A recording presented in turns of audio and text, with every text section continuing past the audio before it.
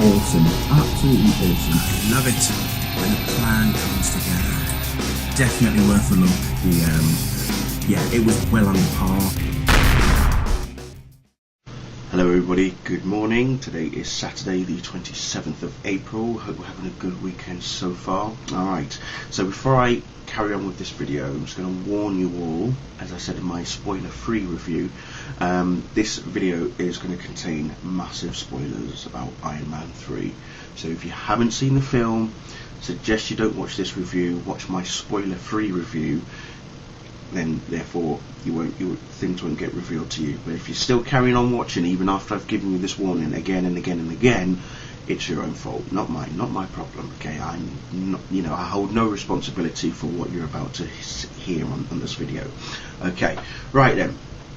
Now, so Iron Man 3, yeah. Few things I just want to quickly get off my chest about the film. Ben Kingsley. Let's just start straight away with Sir Ben Kingsley. As I mentioned in my spoiler-free review, obviously, there was a huge misdirection from what we saw in the trailer to what was in the film. I thought that was very clever in sense of the marketing of the film. They were bigging up Ben Kingsley as the Mandarin, that he was going to be facing off against Tony Stark, aka Iron Man, when in fact he was just an actor used by Guy Pearce's Aldrich Killian to, as a front, as such. If you remember at the beginning of the film, Aldrich bumps into Tony Stark and this woman called Maya Hansen, who is a botanist, and she's been working on this technology known as Extremis. There's a plant that Happy Hogan is playing with, and when he pulls the branch off, it grows back, but as it grows back, it then blows itself up. And that was the thing that Maya was saying, is that she hasn't quite gotten to perfect the how Extremis it is supposed to behave and such. And later on in the film, obviously, we then see people with flamed up bodies, as I would like to call it. This one particular guy who Tony takes on, and James Badge Dale plays Eric Savin, who is one of the extremists. He was a soldier, and I believe he was injured in battle, and Guy Pearce's character uses this extremist to grow back their limbs. I thought that I had no idea that was the case, but at the same time, what my thinking was is, where exactly did Extremis actually originate from? We did see brief sort of video glimpses of injured and amputated soldiers getting this Extremis into their body, but there was no real backstory on it, other than when Tony and Maya were in Switzerland in 1999. That's about it. So that was my huge plot hole. That for me was a big plot hole, because there was no real forthcoming explanation on the actual introduction and the origin of where Extremis came from. And also the bit where Aldrich is showing Pepper Potts the inside of his brain. Although he shows a little section where he says, if we can tap into this, it'll make us, pretty much, gods kind of thing. It just, for me, again, there was no real thought as to how that even came about. Yeah, he had a little device put to his ear, but and then you can see inside his brain. Okay, right, fine. But overall, as I say, going back to Ben Kingsley, I thought that was brilliant. I really did. I found it really hilarious. It was unexpected, because I just thought, what the hell? And then it started to become clear what Aldrich Killian was really up to. He created what's known as this think tank, and he got a number of people involved, and that's where the whole Extremis was birthed, as I would like to say. But again, still no full-on, proper explanation about that. But Killian was the one in charge, and whilst the Mandarin has been doing these videos and has been at certain sites has been sighted in certain places. You know, the CIA and all of them have not been able to catch him. It is because Killian has actually been hiding this actor known as Trevor Slattery. He is British, so Ben Kingsley is British, of course. So Trevor Slattery is British. He's used Trevor as the face of his persona. Okay, and it's a very good ploy. It really is a very good ploy. Then obviously you've got James Rhodes back, not as War Machine, but this time as Iron Patriot. I love the conversation between him and Tony over the phone when he's in Pakistan about to take down some bad guys, and Tony's rang him up, and Tony's asking him, right, I need to use name and password, and gives him his username, which was your War Machine, and a set of numbers. And when he asked for the password, it was like War Machine Rocks, ROAX, capital letters. Which, honestly, the entire cinema just laughed our heads off. We just couldn't believe it. We're like, yeah, if you're going to use a password as epic as that, might as well. But yeah, seeing Iron Patriot arrive was good as well. Still couldn't believe the amount of suits Tony had built. I'm still trying to figure out what in the world has he been doing. He has been one busy bastard. I mean, there must have been about 30 more suits that showed up towards the end of the film, taking on the Extremis soldiers that Killian had unleashed to Tony and Rhodes, and it was just unbelievable just seeing them all these different size and different specified suits. It really was. I love one of the suits where it actually splits itself up into several parts and starts firing itself all over the place and blowing things up. I thought that was pretty slick. And each one was encoded to Tony's DNA, so if he wanted, he could literally wear any of them, and he did. You did see bits where he was like going out of one suit and being put into another. Jarvis is helping him, he's putting him into this suit, he's putting him into that suit.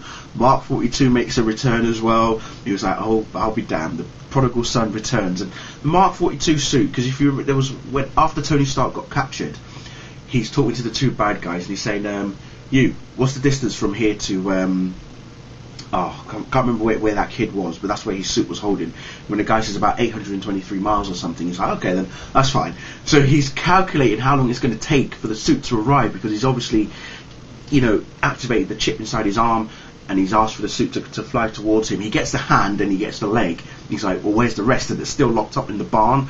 So when the kid opens the door, off they fly off. And I thought, wow, if you're going to do it in style, that's how you've got to do it. I mean, I have to say, sorry Bruce Wayne, but Tony Stark really knows what he's doing with his stuff. I mean, this is a guy that can bring his suit to him using his mind, for heaven's sake, and he can activate his suit without actually being in the suit now. So that's good. Especially the plane sequence, for example. I actually thought Tony was in that suit till he got hit by the truck, and then he's still on the boat with Rhodey. And you're like, oh, thank God he wasn't in the suit then. And he still managed to save the people from Air Force One, which I thought was brilliant. But going further on, Pepper Potts. I had no idea she was going to have such an integral role. Did you see the bit where, towards after Tony Stark had revealed his address to the entire world, and then the bomb hits his house, him and Pepper are, being thrown back, and he quickly gets the suit onto Pepper.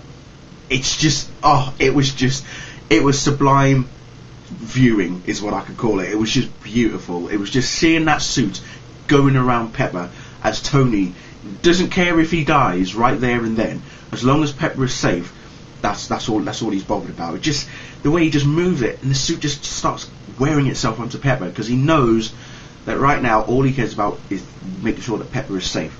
As she was wearing a suit, you could see, I'm sure I'd love to ask how Gwyneth actually felt, being able to don, I say don because obviously that it was more motion capture anyway, but being able to work the suit, how that felt. And plus, towards the end, being injected with the Extremis formula, how she felt taking out Guy Pearce's character as well, which I thought was brilliant as well. The fight scene between Tony and Killian as well was pretty good. As we know, he actually calls himself the Mandarin. He says he was the Mandarin all this time. The reason he used Trevor Slattery was as a front, as I mentioned at the beginning.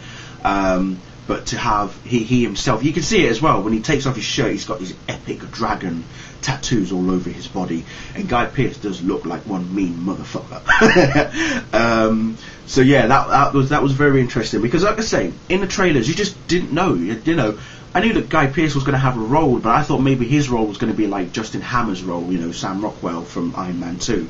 I thought it was just going to be very small, there's not going to be much involvement, but oh no, there was a lot of involvement.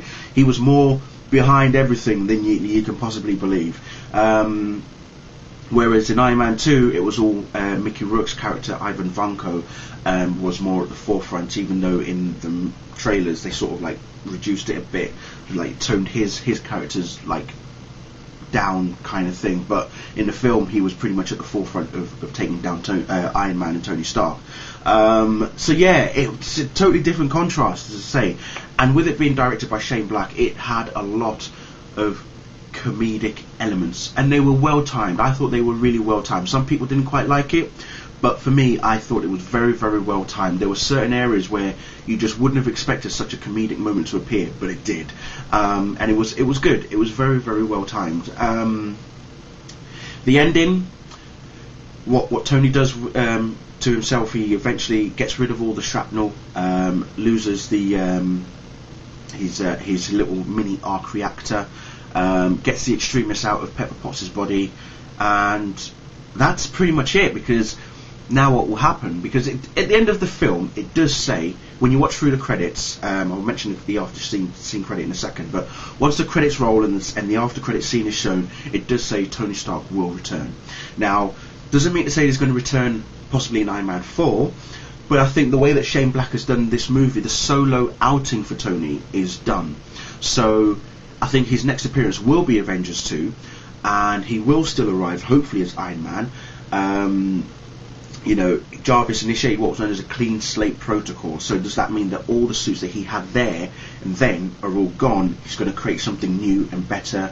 Probably have maybe just the one suit this time, maybe 2 or 3. Who knows how many he's going to build this time? With his house being destroyed, has he now gone to New York? Because remember, he's still got his building back in New York. So who knows? He could still feature heavily in Avengers 2, but not have any more solo movie outings, in the same way that they've done for Incredible Hulk, because Marvel have said that Incredible Hulk isn't going to get any solo movie outings other than Incredible Hulk that was just before Avengers. Then he features in Avengers. Then I'm guessing his next feature will be Avengers 2. Who knows if he might be in other upcoming Marvel movies, aka maybe Thor, Dark World, Captain America, Winter Soldier as well, and then obviously in 2015 Avengers 2. So many things to look at as to where Tony Stark's journey is going to go, and where his journey has ended as Iron Man, and where it's going to begin now, for the rest of his life as Tony Stark, and will he still continue as Iron Man as well? And the interesting thing is, at the end you hear him say, they can take away, you can take away my house, and you can take away my machines, but the one thing you can't take away, I am Iron Man. And that's the last line that he says in the film, and it pretty much answers that question, though, doesn't it? So yeah, but yeah, quickly mention about the after credit scene. You have to you seriously, right? Tony is narrating from the beginning.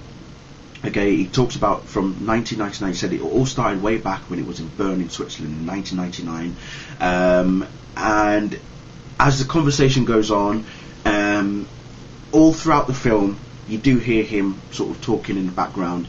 But at the very end of the film, after the credits have rolled, it's not just like the little post credits, but it's right all through the credits. You've got to stay for the entire duration of all the credits. He's there telling the story to none other than Dr. Bruce Banner. Mark Ruffalo is cameoing in this film just for a few moments. It is funny, the conversation between those two. If you remember in Avengers, how those two really got on well. It's exactly the same here as well. It really is funny. It just is hilarious. Again, like I say, it was the comical timing that brought it, that really made it special. You got Bruce Banner just like nodding off like that while Tony's talking, giving him his life story, and then he's like, "Are you nodding off?" He said, "Well, I'm not really. This is not the kind of thing that I've adopted in." He said, "Well, where did I lose you?" He went, like it all started out in Bern in 1999, so he lost him at the very beginning. So then Stark starts another story from 1983, and Banner's like, "Oh my god." I'm actually quite surprised he didn't turn green afterwards, to be fair. But no, it seriously is quite funny. You've got to see it, because it makes sense with the whole narrating side of things. That's what it does. It makes sense. So whilst a lot of people, some people did walk out of the cinema as he started talking, but I think a lot of people knew that there was going to be an after credit, because it's Marvel. There's not a Marvel movie that's been released since Iron Man where there hasn't been an after credit scene. Okay, so if you've left the cinema just after the credits start rolling, more fool you. That's all I'm going to say. But no, seriously though, overall, I really did enjoy it. I think Shane Black did a damn good job. Really good, very good misdirection with the Mandarin in particular.